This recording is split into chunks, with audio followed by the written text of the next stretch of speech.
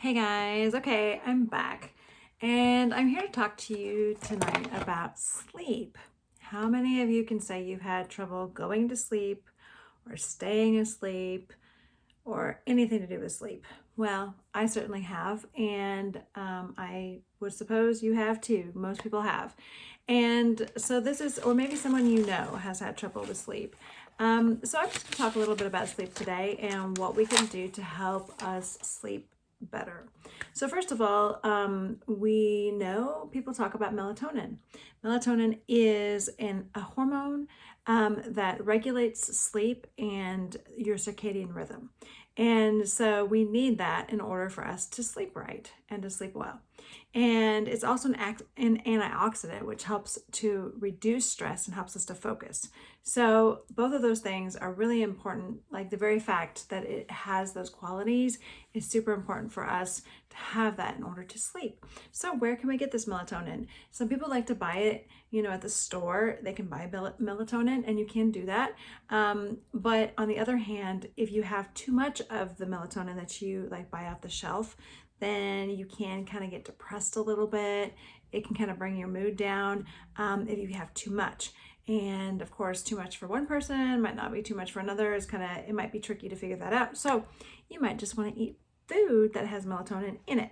So let's look at this real quick. Basically, some different foods that have melatonin in it would be like tart cherries. So you can get tart cherry juice or buy the tart cherries or however you want to do that. You can also take the capsules of that, and tart cherries is something that really, it's good for so much, so many things. And it's also very, it's a full, like a whole food. So you don't have to worry so much about like getting too much of it. But you can use that. Also nuts, like walnuts and almonds, good for, it has melatonin in it. Rice does, goji berries, blueberries. So if you want to have like a snack in the evening before you go to bed and you want something that will help you sleep better, blueberries are a good option. I know myself, I love the frozen blueberries that have thawed out. So I'll buy like a bag of frozen blueberries somewhere, and then I'll go home and I'll like take a bowl of blueberries out and I'll let it thaw out while I eat my supper. And then I'll have my blueberries as like a dessert or a bedtime snack. And I love that. And I love it so much. They're so sweet and delicious, and they have melatonin in them. And in fact, they have 387 nanograms per gram of melatonin. And bananas, great bedtime snack. It has melatonin in it. Mushrooms do, tomatoes do, even fish does. If you like to eat fish, that does too. And then melatonin, it can improve your sleep and your eye health.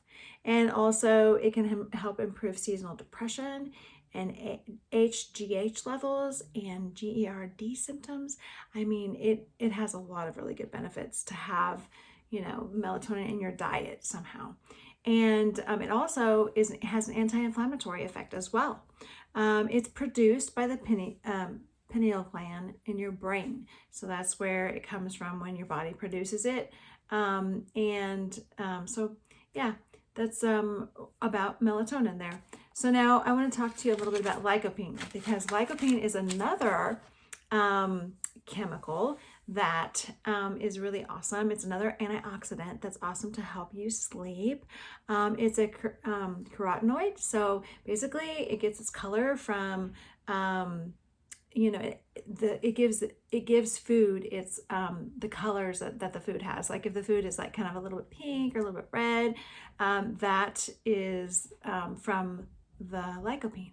So you might have like say tomatoes. So we have tomatoes that has lycopene in it, and tomatoes also have melatonin. So that's really cool. Watermelons, sweet red peppers, grapefruits, sweet potatoes, squashes, things like that.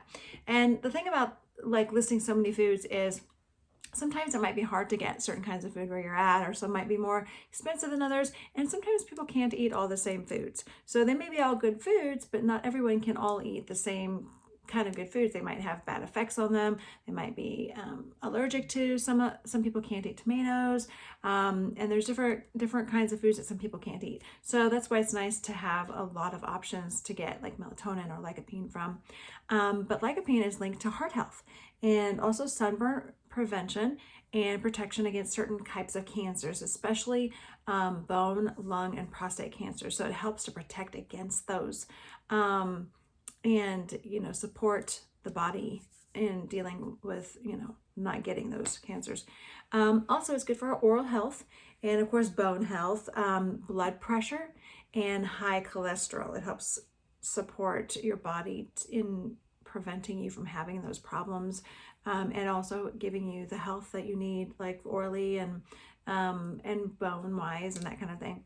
And also, it's noted that the lack of lycopene is connected with sleep troubles. So